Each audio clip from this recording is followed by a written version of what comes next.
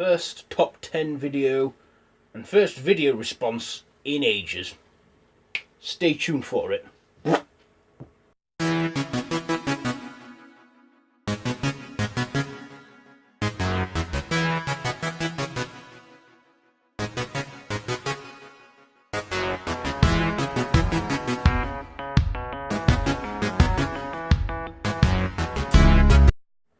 Hello there YouTube, it is me, Random Ross, or if you're watching this on Random Horror Ross. I thought I'd put this on both my channels. So yeah, I was tagged by the 13th Wolfman, and he has done a top 10 tag called Top 10 Super Underrated Slashers of the 80s, where, you know, it's you rank up top 10 slashers which you think, you know, don't get the credit they deserve. So I've managed, you know, after hard work and time, I've actually, you know, managed to round 10 up and rank them down, and I'm going like from the least underrated to the most underrated. So without any further ado, let's get on with the 10. Starting off at number 10. And this is probably quite a well-known one, but I'm going to put it out there anyway. Friday the 13th, 1980. You know, written by Victor Miller, directed by Sean S. Cunningham, and starring, you know, a young Kevin Bacon and Betsy Palmer and that. Now, yeah, this is a well-known horror series, yes, but I feel that, you know, when someone says Friday the 13th, they tend to think of Jason, but he wasn't the antagonist that started the whole thing off. It was his mother, Pamela Voorhees.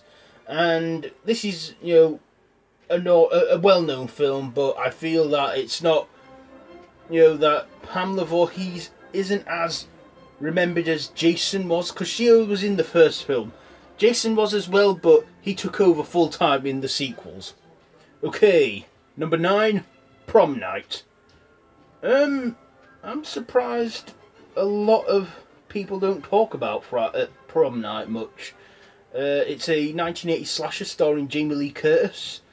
Of course, back then she was known for being on Halloween. It was a year before Halloween 2. They remade this film with Brittany Snow and Idris Elba. But yeah, I feel that I don't get enough. I mean, I don't know if it's because I haven't seen or looked up enough reviews on this film, but I'm putting it there at number 9. Number 8 is Friday the 13th Part 5, A New Beginning.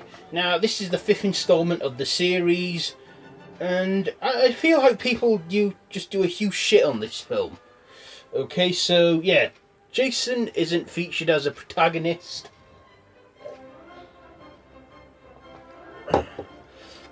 You know, he's more like in the hallucination of Tommy Jarvis. But hey, I think Roy Burns does a good copycat killing of Jason.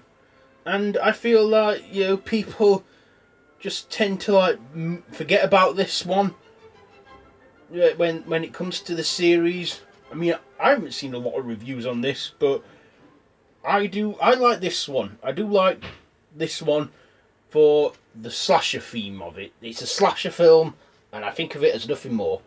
Number 7 is Christmas Evil, 1980. So, I feel that this is the slasher film that started off the Killer Santa. I mean, we had Black Christmas in 1974, but to me, this one was, you know, I think definitely swept under the rug. Basically it's like Silent Night, Deadly Night, but to me it was before that, and I think, you know, Silent Night, Deadly Night was inspired by that movie, Christmas Evil. Okay, so number 6 is April Fool's Day, 1986. Again, I don't see a lot of reviews on this film, and I think it definitely deserves a bit more mentions. So, you know, for that reason, I'm putting April Fool's Day at number 6. Number 5 is The House on Sorority Row, Now, when I first heard of this film, I only ever knew of the 2009 remake called Sorority Row. But when I watched this one, I thought this one's a fairly decent one, and why haven't I heard of this one? You know, I mean, why didn't I hear of this one before I knew of the remake? So I'm putting that there. Number 4 is the Texas Chainsaw Massacre Part 2 from 1986. You know, it caused a lot of controversy in 1974 with the first film. But the second movie, 12 years later, and again, I don't hear a lot of people talk about it.